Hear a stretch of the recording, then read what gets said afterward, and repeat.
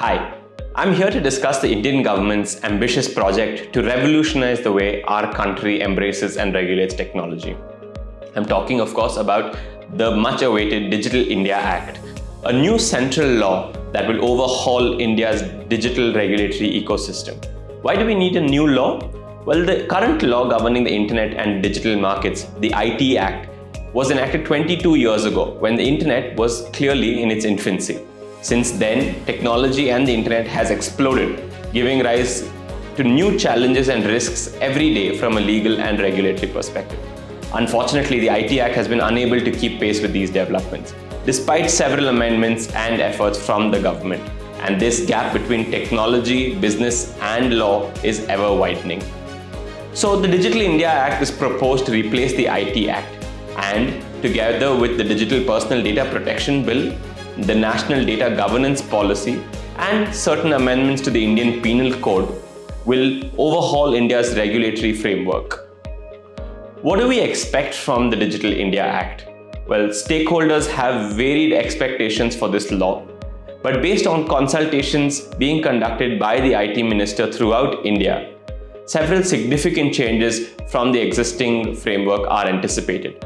One major change that I want to focus on is the regulation of intermediaries such as e-commerce marketplaces, social media platforms, and gaming companies, as well as search engines under the current regime.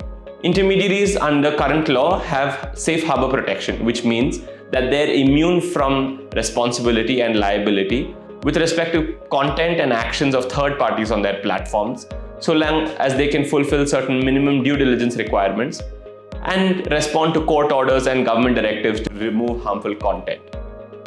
However, with the evolution of intermediaries and the growth of the internet, the government has now expressed its intention to revisit the framework and rethink the foundation of intermediary protection. We understand that different intermediaries may perform different applications in today's world, and the government intends to regulate these intermediaries based on their associated risk of harm that they pose to Indian consumers as well as the Indian market. We also expect the Digital India Act to establish an adjudicatory mechanism for regulating disputes between platforms and users, something that has been lacking in the IT Act for a long time. We also expect the bill to address the moderation of fake news and harmful content, address other issues of user harms such as addictive technologies, and establish guidelines for new and emerging technologies, including generative AI.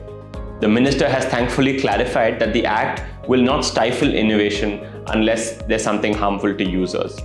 The law will also take a principle-based approach to regulation instead of having prescriptive rules. This will allow the government to adapt the law and regulations to the changing technology landscape.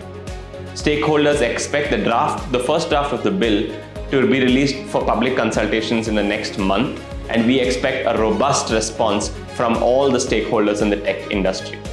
JSA, as always, will stay ahead of the curve as we aim to help our clients proactively address and take advantage of the risks and opportunities that this new law will bring. Thank you.